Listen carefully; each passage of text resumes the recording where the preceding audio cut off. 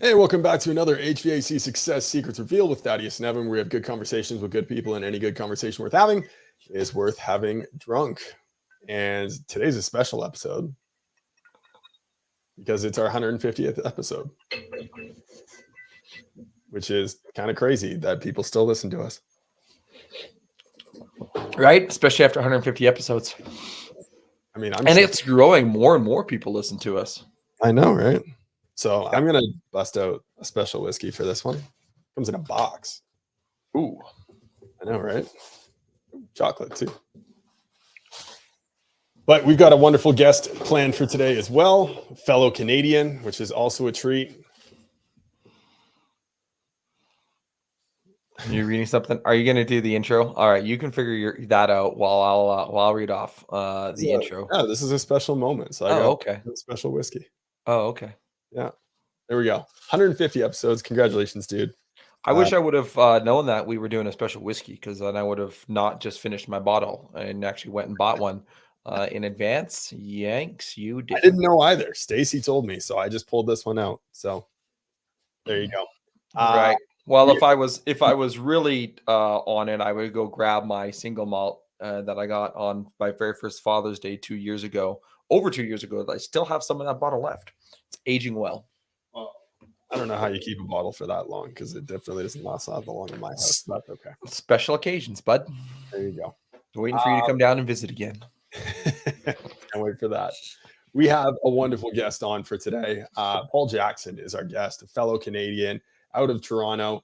Got his start in the trades back when he was just a teenager in high school, mowing lawns of all things, but built a real business out of it. Turned his summer job into a real business, ended up selling that. And then he got into the software side of things, and he's now running Method CRM, which is a top-rated CRM and software designed for running your business smoother and making things easier for you. From getting customers to keeping the old ones happy, they do it all. It's fantastic. So I'm excited for this conversation today. Cool. You also forget that he started and built and sold a software company in between those two things. So Correct. He's not only he's on business number 3, exited out of 2 of those, and maybe we get into some life lessons about building and selling a business as well, and things to do and not to do. As I'm sure that on the second time around, he didn't make the same mistakes that he did on the first time. I mean, the first time he was still in university, so that's exciting too. Right? Probably definitely made a few mistakes. Well, this episode would not be possible without our lovely sponsors, CHIIRP, Real-Time 360, and On-Purpose Media. And in no particular order, CHIIRP is an automations toolbox software that helps on the front end capture more clients with ringless voicemails, emails, direct mails, rehash programs to be able to bump up your revenue in the shoulder seasons by offering some tune-ups. It's a great deal. You could be like Cassie. She signed up, $80,000 in revenue added to her business within the first 2 weeks. Dave signed up, $40K in a month. So check them out. Book your demo with them at chirp.com/8SSR. And guess what? Listeners get 25% off their first 3 months and also their onboarding. So check that out. Absolutely. And we have Real-Time 360. Are you tired of juggling multiple marketing tools, agencies owning all of your logins and all of your shit? Say goodbye to that frustration and take control of your marketing with Real-Time 360. You can streamline reviews, automate your socials, engage customers with live chat, track all of your success with reporting all in one place. Join the revolution, empower your success with Real-Time 360, and announced just this week, they have a direct integration into ServiceTitan, because as marketers, we all know how frustrating the the old API key is with ServiceTitan. So a direct integration into there will just make everyone's life easier, which is fantastic to hear. Right. And not only that, just softwares in general, which is one of the things that I think Paul really wants to talk about, but also On-Purpose Media, but we'll chat about us later. Without further ado, let's get at her. 5, 4, 3, 2, 1. Welcome to HVAC Success Secrets Revealed, a show where we interview industry leaders and disruptors, revealing the success secrets to create and unleash the ultimate HVAC business. Now your hosts, Thaddeus and Evan. Welcome, Paul. Thanks for having me. And congrats, 150. If I had known, I would have brought more than this Italian beer to join with you. Hey, it's an import. It's okay. Rock it. There you go. There you go. I like that sound. That and a whiskey bottle opening when you pull the cork out. Not one of those screw tops. That's just shitty whiskey if you're doing that. There you go. That sound right there. Yeah. So I took a sip of this and I was like, wow, that's super good. And holy shit, that's strong. It's 64%. I'm only having one today. Bullshit. Get after it. Special occasion, episode 150. There you go. Paul, welcome to the show. Thank you so much for taking some time to join us today, shoot the shit and talk shop. Walk us through, I guess, your first job, first introduction into the trades, and then the transition into software from there. Yeah. I think I was probably 12 years old and I was super into baseball and I was umpiring. And I think back then umpires got like $6 a game. Yeah. Which I thought was wonderful. Like you could just basically beat a baseball diamond and like it's a great place to be if you're a baseball fan. Absolutely. And you get $6 at the end. But then realized if you cut your neighbor's lawn and do their landscaping for them, you can make like, I don't know, 10 times that in the same amount of time. And as a young teenager, that was a great way to spend your summers. And so I ended up building my landscaping business to about 130 properties that we maintained on a regular basis and did their landscaping for, and employed about 5 of my friends to have the sickest summer job you could have in the sun. And it paid my way through university. Kind of set me up for what came next. Love it. So worked there from 15 to, you said, about 22, second year university or third year university. From there, you started your first software company, correct? Yeah, I went to Queens. So I was a commerce student. I was learning marketing and finance and accounting and all that commercey stuff. And I did a student exchange to Australia and just had not quite whiskey, but I had a good time. And I came back, and I was supposed to get a proper like corporate job, wear a tie, go down to New York and work for Goldman or whatever else everyone else was doing. And I realized there's no way in hell I want to do that. That doesn't make sense at all for me. And decided I would instead start my own business. And it made sense to solve the problems I saw as a contractor myself. Right. And that's where I started. So I figured I would, rather than be a suit, I'd be a software company for the trades. Right. So I guess in curiosity, and I know you built and sold that business, but what were some of the issues that you saw, the trades were having, and what solutions did you guys come up with at the time?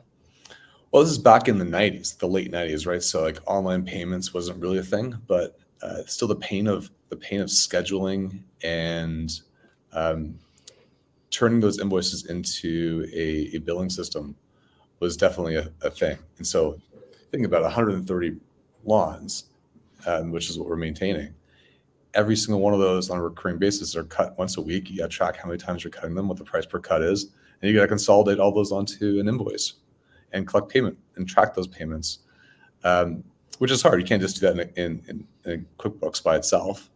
It's a huge amount of work to do. It's the same thing every single week, right? Minus some changes. And so I ended up building a prototype while I was still just running the company in Microsoft Access back then. That's kind of what you did. There was like FileMaker Pro and Microsoft Access. That's like aspiring geeks did. They made little programs out of these things, and it worked. I remember actually posting it online. I can't remember whether it was like eBay I posted it to, and some guy bought it from Florida, from Miami. And I have no idea what ever happened to him, but like, he bought the software from like Microsoft Access database. I'm like, maybe there's a real business here, and that gave me the confidence as one guy from Miami to actually start a software company. Wow. Sometimes all it takes is taking that first shot, right? Taking that first step, taking the first leap. And I know we get a lot of text listening to this show too. Like, sometimes that's all it takes, just one. push over the edge. Yeah, it was tough though. The second one took a long time to come, and the third one as well. I remember going down to trade shows in Maryland and Indianapolis, and I had thousands of CDs to hand out, and you wait for the phone to ring and nothing. Right. Thousands of CDs, thousands of compact discs that I would hand out with the free trial. It's like, because you can download it, but it would take forever on your dial-up modem, and so you have to install this thing with a CD, and the phone didn't ring for a while. It took a while to figure out how to get that software company off the ground. It wasn't probably until the third year of really struggling making a software company where I found this one group of really upset users in the Midwest. They were using this other product called CHIIRP, which was a lawn landscaping product, and they were just disgruntled with the ownership. And they said, "Listen, we'll be like your guinea pigs, and we'll help you build this thing." And from there, just like rapid iterations on what people's needs were, building software almost for a group, made this great software. And as part of that, the realization was that all these contractors, especially in the US, but similar in Canada too, they're all using QuickBooks. And they really don't want to have a separate system from their accounting software, which is the core of their business. And so I ended up reconfiguring, pivoting to the softwares all around QuickBooks. So the customer lists in QuickBooks, we'll suck it out, and we will then schedule those jobs onto a calendar. And when the job gets paid, the payment goes back into QuickBooks. And that made it successful. And then I stopped eating baked beans for breakfast, lunch, and dinner, and actually started making a real living. And surf and turf. Yeah, sure. Couldn't persuade myself I was surf and turf and baked beans. The business grew though. So we ended up getting up to 25 staff, all bootstrapped, so no venture capital, and got acquired by WorkWave. So WorkWave in 2010 was called Marathon Data Systems. They had PestPack as one of their big software products, but we were acquired, and it was time to find something new. Wow. Yeah, that I still can't get over the handing out CDs.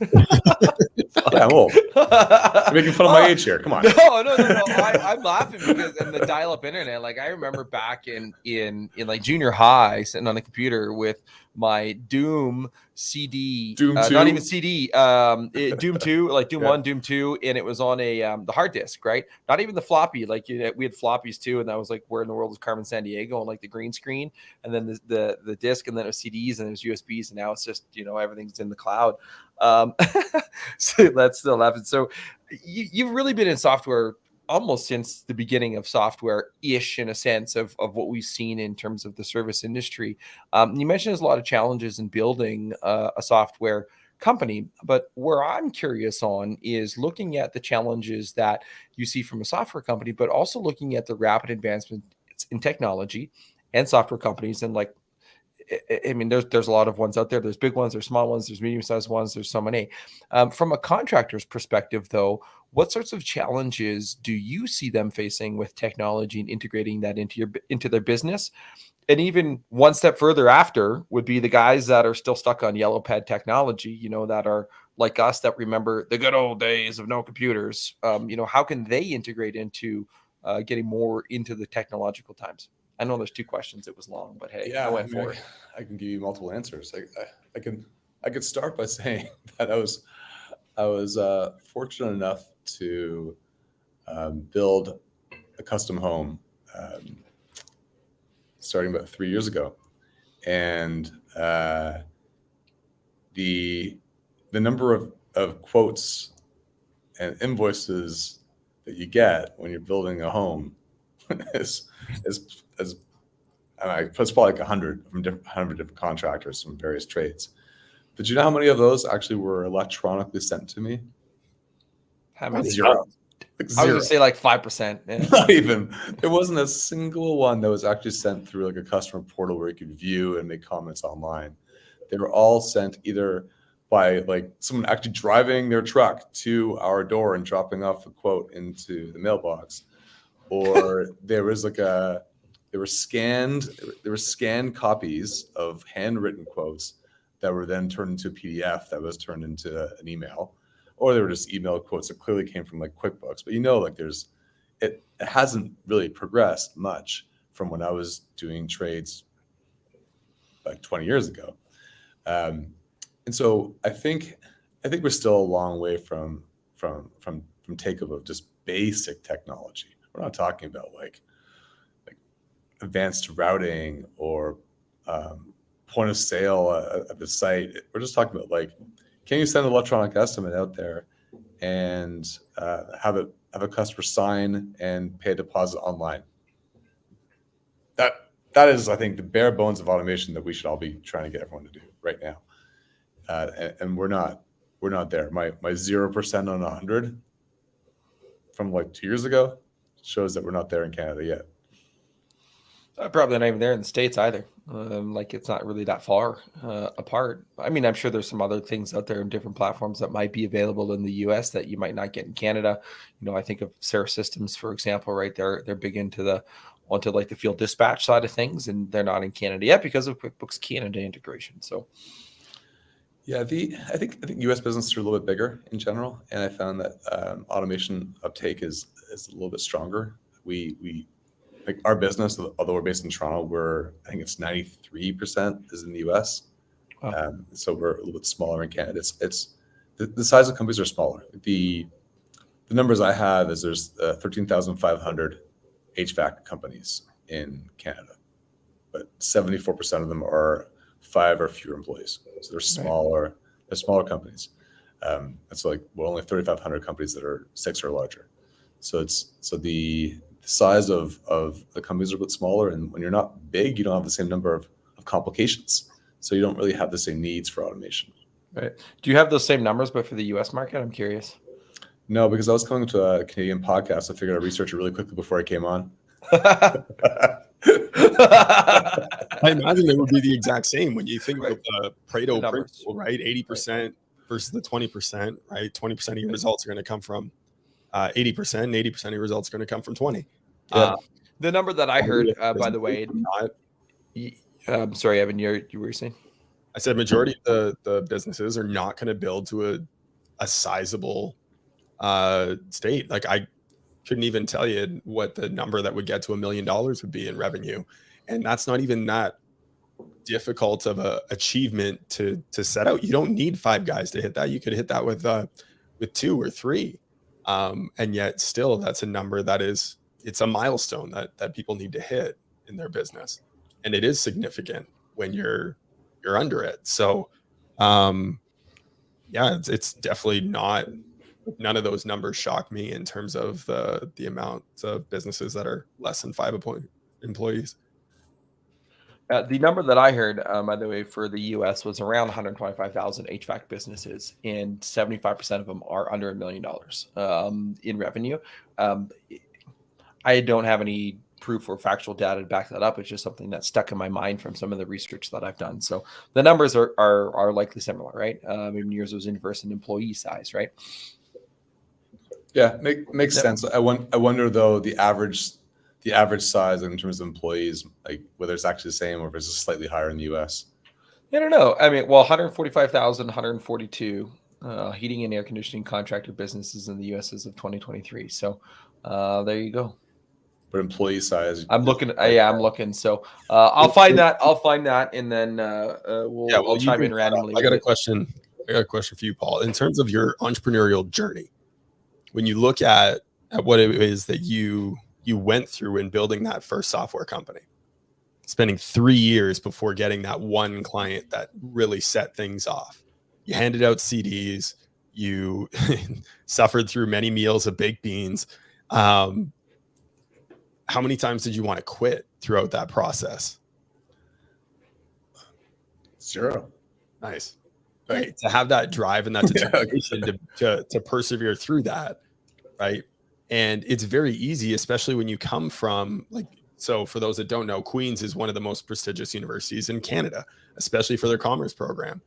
And to come from that program, it would be very easy, especially in a day and age that we have today with social media, to look at your classmates, see the things that they're doing, what they're achieving, the cars they're driving, all the shit that they're buying, the houses they're buying in Toronto, which are ridiculously priced. But it'd be very easy to start comparing yourself to them and looking at what it is that they're achieving and what you don't have at this current moment because you're trying to build something. Yeah, I think that's very true. I those years when what 23, 24, 25, they're not buying houses yet, but they are going out for dinner at fancy restaurants that I can all afford because I got baked beans in my hands. Yeah. Did it make me want to quit? No, because I mean, I'm sure all of our listeners can identify with this. We all have grit. Yeah.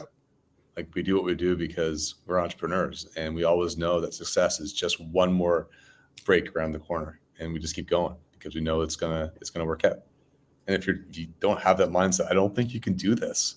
Yeah. It doesn't matter what business it is, whether it's software or trades, you can't do it because I think when you're running a company that you're going to wake up in the morning and you're like, today is the day I'm going to get hit in the face again. I don't know what that punch in the face is going to be, but it's coming. Something's going to happen. It's okay. I'll figure it out. And if you don't have that ability, you shouldn't do it. Yeah. Well, Will Smith, right? I don't have a plan B because it distracts from plan A, right? That ability and that determination, that faith. We've got another friend. His name's Hal Elrod. He wrote a book called The Miracle Equation and The Miracle Morning. And he talks about having unwavering faith and persistence towards your goal. And that is the miracle equation. When there is no other option, this is it. I'm going to achieve this.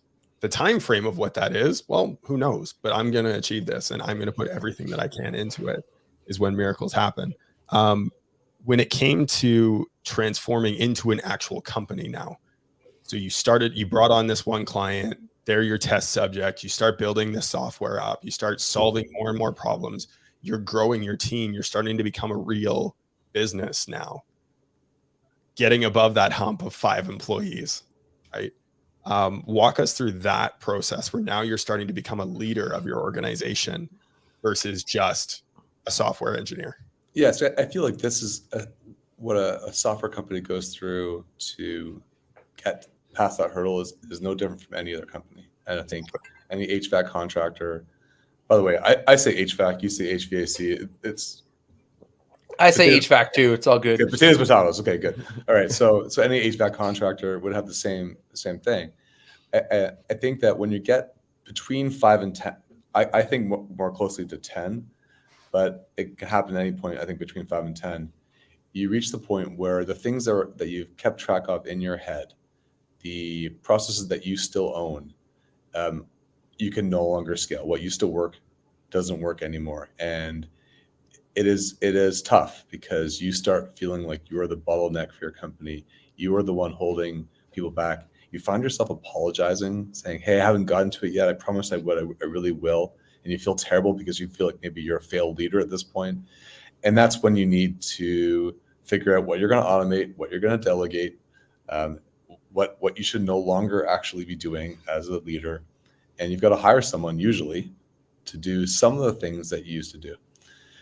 And I think that happened around 10 employees for me. The first manager I hired was for our technical support team. And that took a huge amount of pain off me because I had someone who's really skilled at technical support. And it wasn't really where my passion was. I was in more of the marketing and product development. And so I found someone who could take it over something that was a very important part of the business, but didn't need to be me. And so I focused more on the area that I could focus on. Then when we scaled to 20, then I had a marketing manager, and I was now more of a leader. I mean, at 20 employees, I don't think you're really a CEO. I was just an owner, and I had managers working for me. It wasn't until like Method, the next company, I guess we'll get to that chapter and how that all happened separately, but I think around 40 40 to 50, that's when the leadership requirements totally change. And that's when you really are a CEO. You can't just be an owner at that point. You actually need to hire executives to run certain areas. And that is totally hard, like full imposter syndrome. You're up there telling the company, hey, this is how we're going to grow, this is how we're going to scale. And you don't even know if you're the right person to be telling them this. That's probably the toughest one. And then now we're 100 and there's different challenges. But you mentioned imposter syndrome, and it's funny. Last Friday we did a team call with our team, and they wanted to know some of the the early struggles of On Purpose Media and how we came to form and how we are where we're at now. Also, if they were to ever go out and run their business, what are some of the things that they need to be aware of in order to take that plunge? And we're all about open book, and Tersh Blissett was really the guy behind the model for us. As hey, I'll teach you everything you need to run a business. But the imposter syndrome, I think, is actually pretty real for a lot of individuals, and they might not know it, right? Walk us through, I guess, that feeling that you have and how perhaps you might have overcome it, or how others can overcome this idea that I might not be the right person up here, but I'm still here. I'm still going to give it my good old college try. Yeah, I think it comes around with the people you're hiring are probably people who have already had a career at the level that you're hiring them for. So if you're hiring someone for 40 people, they are used to being in a company that has 40 people. And there's a certain process, structure, there's certain like HR benefits that a 40-person company has that you don't have. And they ask, where are these things? Why don't we do this? Why isn't there a process for this? Why isn't there a structure for this? And you start being like, well, I'm sorry. You're right. Maybe there should be. And I think that's where the imposter syndrome might start for a lot of founders who are growing up, where they feel like maybe they haven't put things in place that they should have put in place.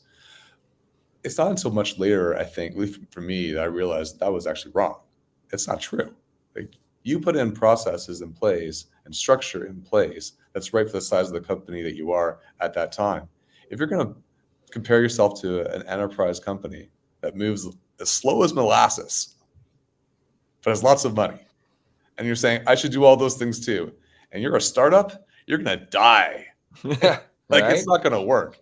So you have to be scrappy. You have to not run overly processed company, not have structure until you have to put scaffolding up and hire these new leaders that are going to come in and help you run this business, and then slowly take that scaffolding away. So I think until you realize that it's not your fault, and actually there's not even any fault, it's just a reality of growing a business, you might have a little bit of imposter. That's it. I do want to get into the topic of developing leaders, because I think that is, a lot of people struggle with that. You just like an HVAC, you're an owner, you got a couple of guys, now you're going to hire an office manager. Now you got to try to find somebody to be able to, and look, I will say it now, and I'll say it again, and I'll say it till I'm blue in the face. If you want to grow to this size of a business, great. If you want to remain, if you're listening, you feel like, hey, you know what, I'm happy doing $1 million, me and one other person, great. Remain there, do what makes you happy.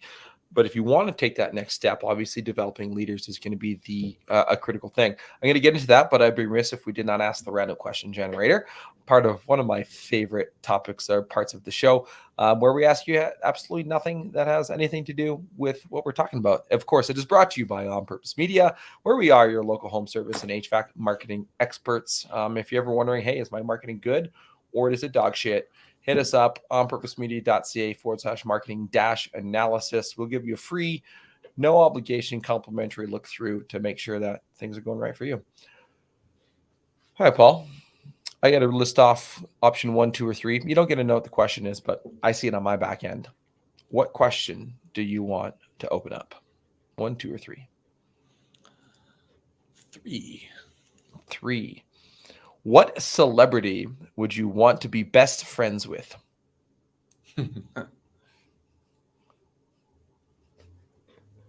God, that's a tough one. I'm not sure I want to be best friends with the next celebrity. What do I need? What do I need in this world, and what can they give me? Right. I mean,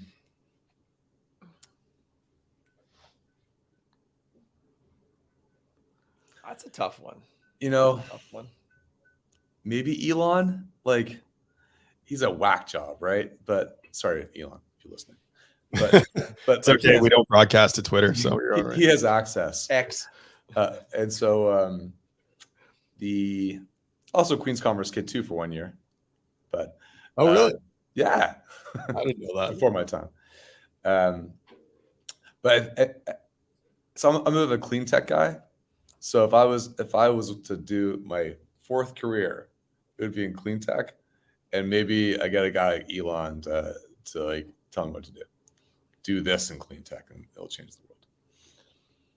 He's done some pretty good advancements. Although, I mean, you can debate that. It's lobbyists. All right, developing leaders. I know this can be a challenge for a lot of individuals. They might not have the requisite skills to be able to develop in bringing people into the business to be able to help remove that scaffolding. If somebody were to look at that and say, okay, well, I've been on the tools, now I'm running a business, now I need to figure out how to develop a leader to be able to help my business grow, what sort of advice would you give them? I didn't take much of my Queen's Commerce experience a million years ago, but there was one principle that I did take from organizational behavior. It was called the Peter Principle. Have you heard the Peter Principle? I think I slept through that class. Peter Drucker. So Peter Drucker, heard of him, yeah. People will be promoted until their level of incompetency. So basically, if you think about all the corporate structure, everyone's just sitting there at the point where they can't be promoted anymore, which means that they're currently basically incompetent at their current level, unless they have a really good manager who can recognize that they've actually hit the right level and don't promote them anymore. Reason why I bring that up is because we've had varying levels of success with promoting from within. And I think every time you need to scale or you need to fill an empty seat, you have two choices. You can hire from the outside or you can promote from within. And what you don't want to do is the easy route, promote someone who's not ready, put them from within, take someone who's actually eventually going to get there, but they're set to fail. They either you're not going to be able to give them the right coaching, they don't have the level of maturity or confidence yet to take on this new level of leadership, and they're going to basically die in this job within 6 months, and then you have them or a leader, or you find someone who actually is internally doing well, and you can tell that with a little bit of extra coaching, maybe take them to a management course, maybe spend more time with them, they're your best shot rather than bring someone from the outside. Or you bring someone from the outside. You have to decide who you've got, how big a rush you're in. Because if you have a department that's scaling really fast, and it's going to take 2 years for this person to really fill those shoes, and you need them filling those shoes in 3 months, it's not going to work. But if that area is not scaling fast and you can wait, then you should promote internally. So we've found that internally, we are far more successful. My leadership team today is made up of a product manager leader who has been with me for 13 years, so all of Method, including QExpress. A development leader has been with me for all those years as well. An operations manager who has been with me for all those years as well. A long time, like 12, 13 years. But they were tech support. Then they were support managers. Then they were like the first management consultant. Then they're the consultant manager. Then the product manager. Then the head of product. Like that's how it's progressed over those years. And they are the best leaders in this company I could hope for. All the external ones come and go, they career hop. So just to recap, I would look at your options. One is to promote from within and be very careful if the person's actually ready for it in the time frame you need them. Otherwise, you're setting up to fail. And two, you can bring from the outside, which is risky. Fair. Also the the thing that some people make the mistake of when they're promoting from within is taking the best producer in that particular role, and now you move them into a manager or leadership role, and it's actually most times works out catastrophically horribly because they're really good at what they do, but they might not be a good practitioner in leveling up into that next level. You know, you take your best service tech out of the field. Hey, now you're a technician. Now you're the manager of the techs. And they're like, I was actually really enjoying what I knew, but I take the new challenge, but then they fizzle and flop. And now you've lost one of your best techs in the field. Now it could also be that best tech is also the right fit for the job. And sometimes it's a little bit of a gut feeling in it too, to know if they're ready or not. Now you mentioned something in that, and then we can pivot, management courses, on sending them to some things to be able to learn how to be, better leaders, better managers. What are some of your top go-tos that you send your team through? So our cheap no-brainer is we send them to Coursera. Mm-hmm. Do a course, pay you back the $80 cost the Coursera cost. Right? Like that's the easy one. But the real ones are actually sending people away to do a certification externally. So we had someone who is a developer who actually wanted to grow and to be a manager. I can tell you how we figured that out. But they felt they weren't ready. So they felt they weren't ready. We felt they were. We sent them to a course. It cost us like $4,000 to send them away to do it. They came back realizing that the people they were there at the course with were just like them. Their imposter syndrome that they had was gone, and then they were able to hop on board. So the question that we ask to kind of filter out those technicians you're talking about who are really good practitioners but not good managers, we ask them questions about leadership.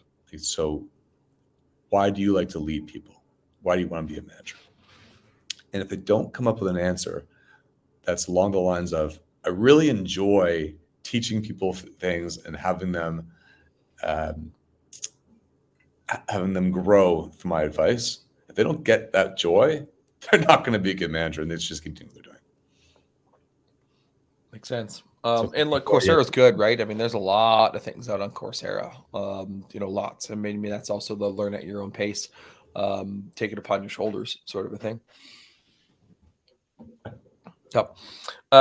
It's really cool to hear that it's more about mindset than it is about skills, right? Skills can be taught.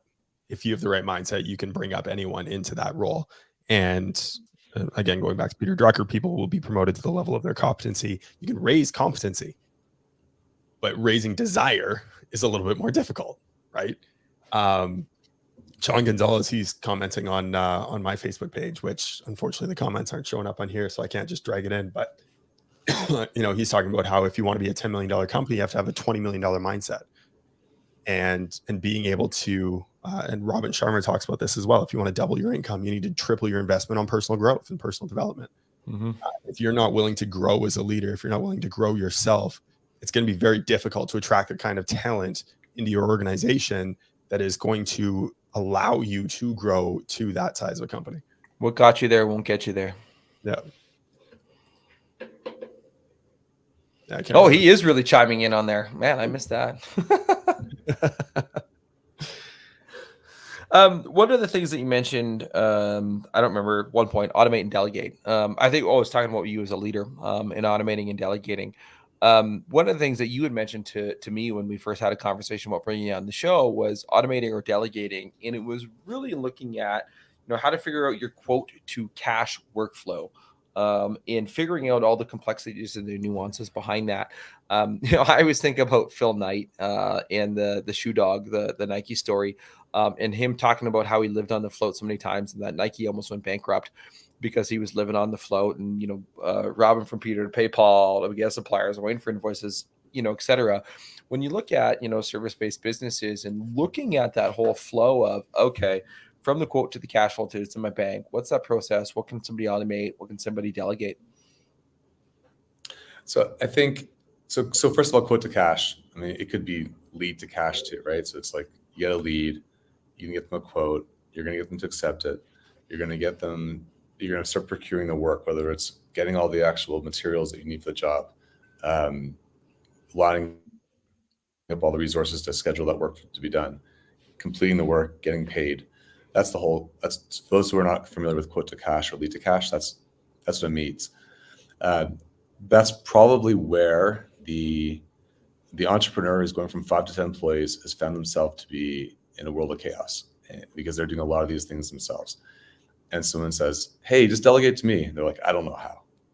So the first step you do is you write it down. Write down what all those procedures are. And the technical term is standard operating procedures, SOPs. You don't have to go crazy technical, but write them down in steps. Because then you can delegate them to somebody else. The process that I would recommend people go through is they would look for workflows. Now, workflow is just a set of sequential steps. Like the way I brush my teeth in the morning is probably the same every single morning. It's a set of steps of how I get my toothbrush out, put the toothpaste on, take the water, pour it on the toothbrush, brush my teeth, clean up afterwards. I do these things, but I want that done the same way every single time. I should write it down so someone else can do it. So write down all the steps that it takes you to do these things and figure out which ones you want to automate. So the ones you want to automate are ones that are highly repetitive. So you're doing them over and over again. They are critical, usually customer-facing ones, where if there's a mistake made, a customer sees it. So they're high risk. Ones that don't require critical thinking. So things that really actually use your brain, don't automate those, not yet. Automate the ones that don't require your brain. And then finally, the ones where you are the bottleneck as a key person in the company, whether you are the leader or someone else who's a manager, that's super important. Automate the ones that are high risk, repetitive. You're a key person. I think the beer's getting to me now. I've got that fourth one. So find those 4 things and automate those. The rest of them, if it doesn't need to be you, if someone can follow your steps, delegate those ones. And then you have more time again. And you stop apologizing to your employees that you're not getting back to them. Makes sense. What sort of tech? Like, I go to technology. Since we're talking to technology individual, what sorts of technologies can somebody look at to be able to help with that whole process? Depends on what the key problems to solve are. So if there's certain workflows that are taking a huge amount of time, are customer facing, that they want to automate those ones, and they're within QuickBooks, I assume that's what you're using as accounting software. QuickBooks can automate them. If it's just sending out an invoice electronically and having your customer pay through QuickBooks Invoice, QuickBooks does that. So you can start there. If there are more complicated things that you do, you can use tools like Method. That's what I do. Like I'm from a company called Method. I haven't told you what Method does yet in the show. Nope. 45 minutes in is the way we like it. Probably, I'm doing well. I'm not going to plug Method quota, right? Right. But people would use our tool to create some kind of like custom quote process where they do all these calculations in spreadsheets to arrive at a flat rate pricing quote, and then they would transport that into their quote software to send out the quote. And it's often the key person who's doing that complicated calculation. And so they're still the bottleneck of the quoting process. And they might see their lead to close ratio go down because they're like not getting back to them the customers as fast as their competitors are. So it really depends on what it is that you've identified as the bottleneck in your company. And then the software should follow. Right. So, I guess this is a good opportunity to talk a little bit about what Method does. Sure. You've teased it a few times throughout the show. Because like any question you ask about Method, they'll be like, "What is this Method thing? How about I tell you what it is, and I'll tell you how I got there." Sure. Yeah. So Method is it's a CRM really for QuickBooks users and for Xero users. I think I'm wearing a T-shirt that promotes our Xero integration there. So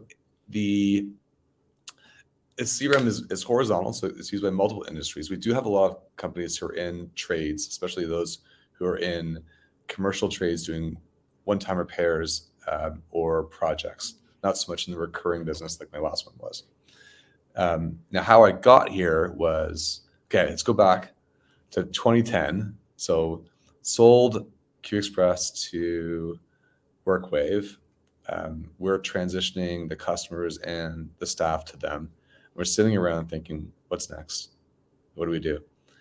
And we looked at what the biggest problems our customers were having with the product that we had. And that was, they all eventually outgrew it in some way. So like that was a problem. And we looked at what we were doing internally, which was because we were bootstrapped, we hadn't taken venture capital in Q Express. I can riff on the venture capital later if you want me to.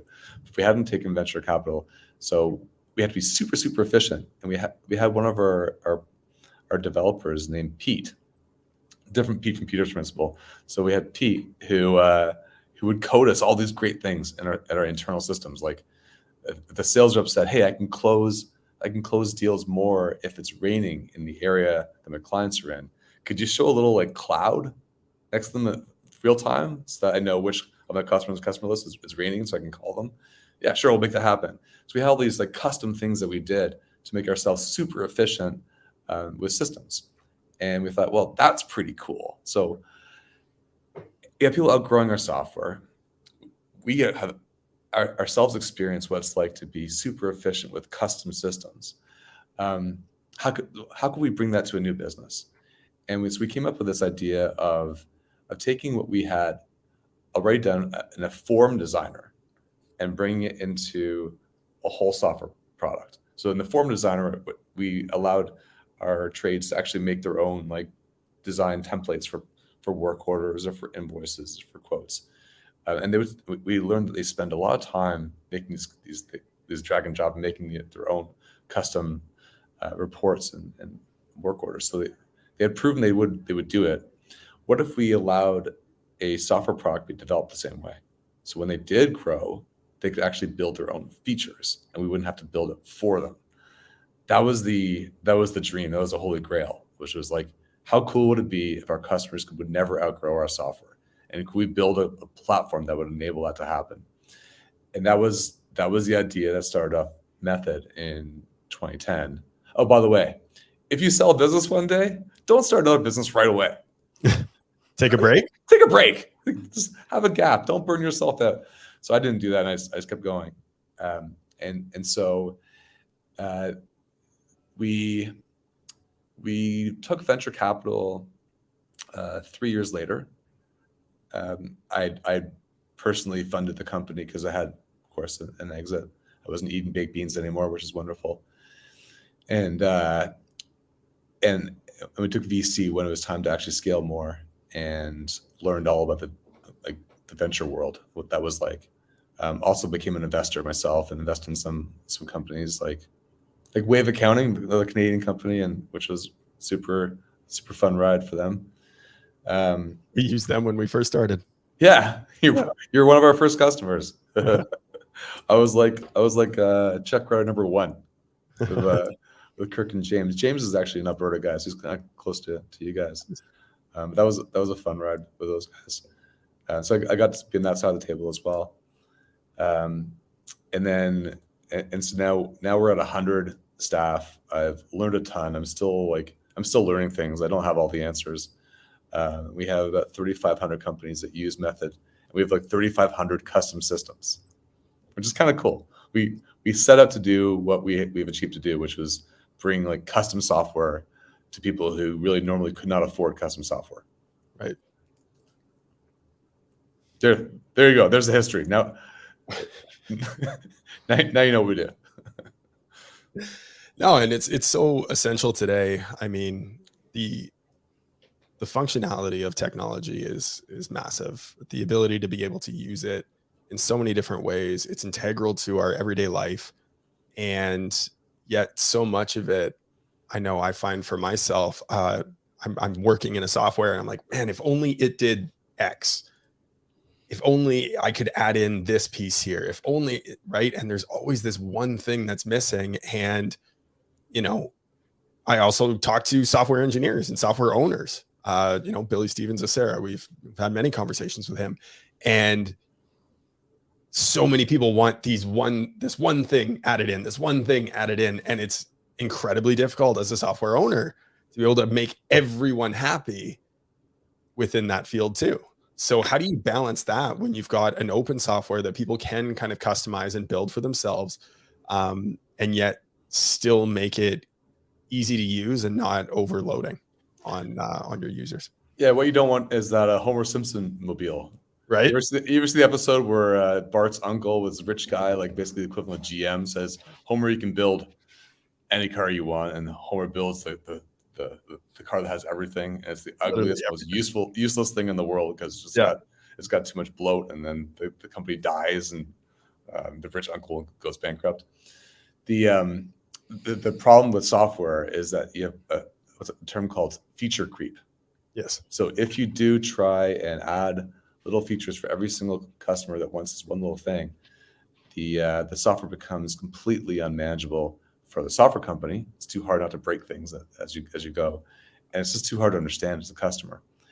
And so our solution to that was, listen, it's only 80% of what you build they'll ever use anyway.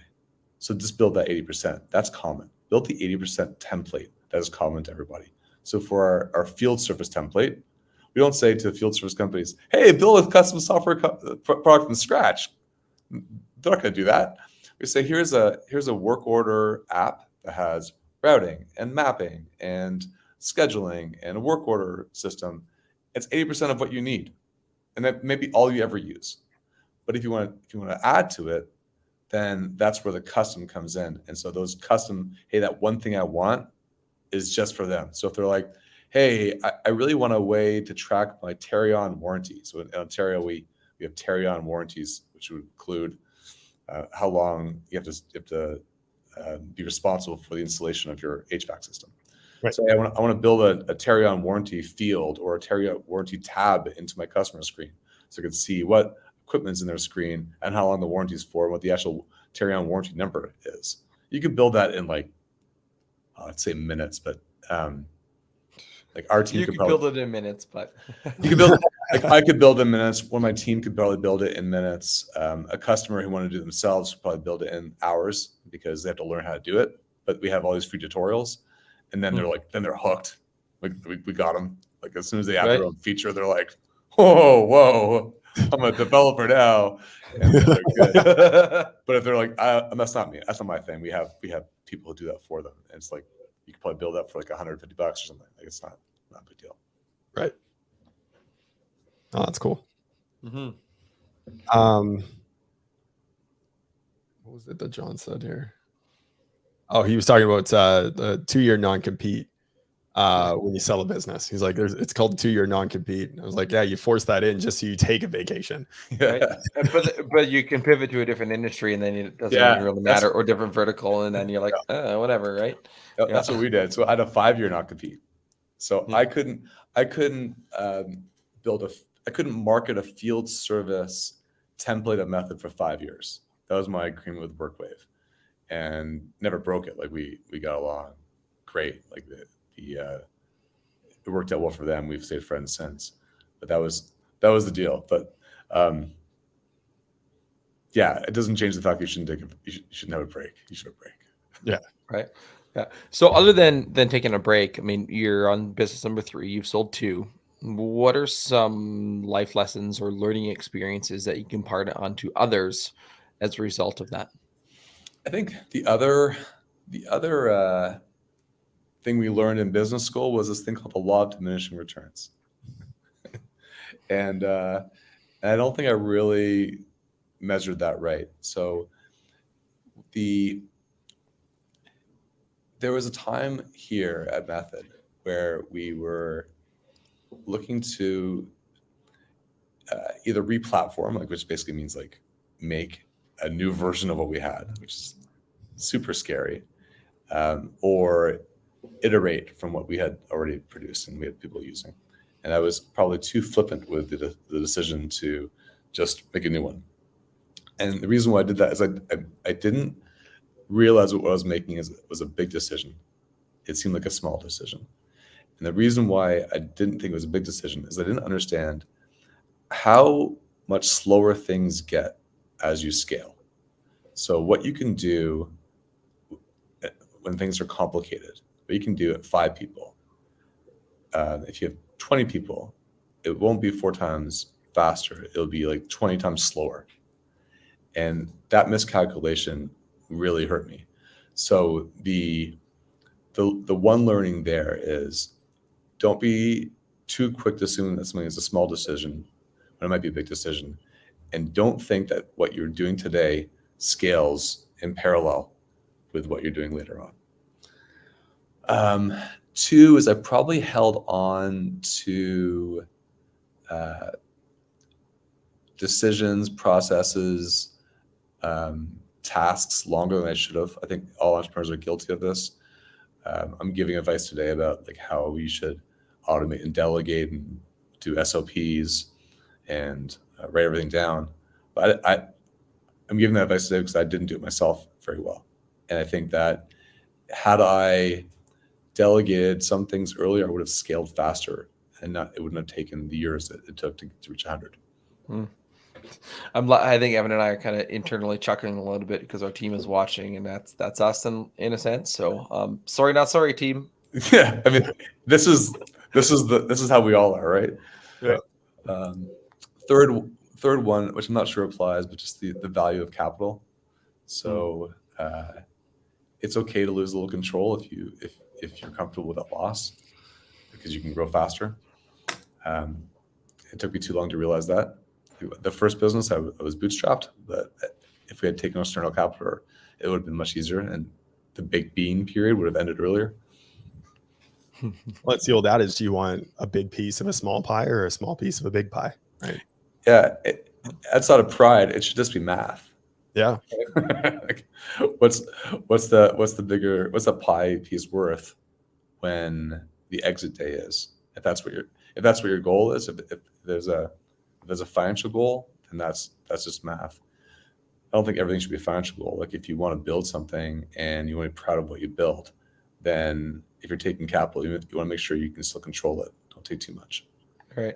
Well, and some people say the point of a business is to sell it. Well, I disagree. It's depending on what your goals are. Do you want to build a business and legacy it over to your family? Do you want to build something that has an impact that you can pass down to generations? Do you want to build something that gives you a lifestyle so you can remove yourself from the business and it still runs and gives you your lifestyle? Or do you want to exit it and start it all over again? Like there's so many different ways that a person can go when you're running a business that it really depends on you and your goals and what you want. Yeah, I think for me, like the point of building a business is to build something. Yep. Like it's to see if you could get there. Have an idea and see if you can actually bring it to life. It's like you're a little kid, you got a box full of Lego, and you're like, I'm going to build a box full of Lego, and I'm going to build something amazing. And what you do with that at the end is you just tear it down again. Like it's like, there's no point other than the building process. And for me, it's the building process that's the most fun. Well, and that the old Gary Vee analogy of, what is it that you love about it? Is it the outcome that you're after, or is it the journey and the process of going through it? If you love the journey, the outcome will come. But if you're only focused on the outcome, you're going to live a very miserable life because you're focusing on that gap between where you're at and where you want to be. All right. Well, there's also the gap in the gain that other book too, right? That look at, it's not necessarily that gap. It's okay. Where have you came from? Where have you monitored? What have you accomplished so far? I agree. And I think it's common from every small business that we're talking about today, whether it's a software company or whether it's an HVAC company or a lawn mowing company started by a teenager. 100%. There you go. Well, right? When you're looking at yourself now and moving forward, how are you reinventing yourself to continue to stay ahead of the curve when you're growing Method? So I just recently hired a chief of staff, which is Justin, who's starting next week. So I'm hiring people who have skill sets different from mine, who complement my skill sets, which allows me to scale, because I have once again found myself to be a bottleneck in the company. I work a lot with my board directors. They're super helpful because we're at the stage now where we're bigger and the decisions we're making have material impact on a lot of people's lives. So I make sure that I'm not making any more flippant decisions.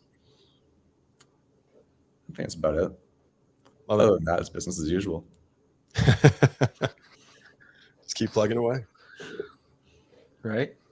Awesome. Well, Paul, this has been fantastic. John Gonzalez chimed in on mine. He said, "Man, this guy's sharp."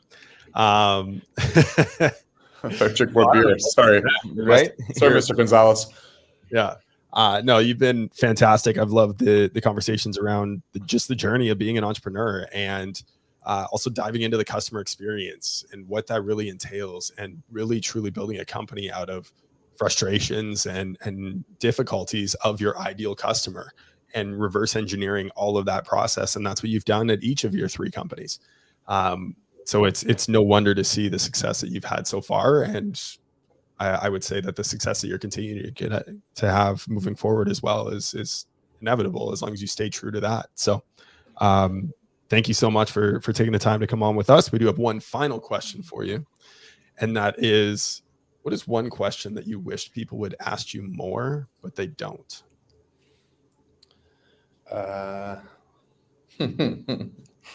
What do you do for fun? Well, what do you do for fun? So I normally have more of a voice than I have right now. It's actually slowly coming back. I spent the whole weekend in Windsor for my son's AAA baseball tournament. I'm a coach there. I think that's the most important thing I've ever done, has been a baseball coach to my son. It has been a great ride. So that's who I am: a software guy and a baseball guy, a dad. Yeah. Or are you a dad that happens to have a business, not just a businessman who's a family man? You're a family man with a business. Right now, I think I'm a dad who has a business. I think like those early years, I was a business guy who had to do everything else because it was a checklist. That's totally changed. Right. Love it. Somebody who wants to, and I kind of want to go on this topic a little bit because it's something that I talk about quite a bit, and it's something that my own internal mindset has to shift on. I mean, I got young kids, Evan has kids of his own too. What advice would you give to somebody who's starting a business, who still wants to be a family man with a business, not a businessman with a family? I guess it depends if they already have a family. If they don't have a family, my advice would be work your ass off so that later on you can pivot to be the family guy with a business. If you already have a business, then you have to be much more structured around what we've already talked about, which was finding things to automate and delegate. You probably can do much better than you think. Things that you think you can't let go of, you probably can, and it'll still work as long as your business reaches the point where people can take over for you. Well, you look at Buy Back Your Time, Dan Martell, fellow Canadian too, by the way. Yeah. A great book. I recommend it to anybody who really wants to just, the topic is pretty evident, buy back your time, but running a business. Let go. Can somebody do the task 80% of your level? That's it. 80% of your level. If they can get it done to 80% of how you would do it yourself, you're winning. Yeah. Yeah, I know Dan, and I can picture him saying that. It makes it makes sense. Yeah. If you have the cash flow to support that, you should just do as much as possible. Mm-hmm. Yep, makes sense. I've enjoyed this conversation. Some great insights into business and entrepreneurship. Of course, if you want to check out Method, method.me is their main site, but you can also go to grow.method.me/HVAC secrets. I was actually about to take the quiz on, a business process evaluation. It's a free step. Look at where your business processes are itself. If you want to reach out to them, hello@method.me is the email address itself. So I appreciate you taking some time, a fellow Canadian, to sit and drink some beers and some whiskeys with some other fellow Canadians. It's not very often we get Canadians all together on the show, but when we do, well, we drop some knowledge. It's a great fucking time, eh? Oh, no doubt about it. Well, congratulations on your 150 episodes. Awesome. Thank you. And until next time. Cheers. Cheers.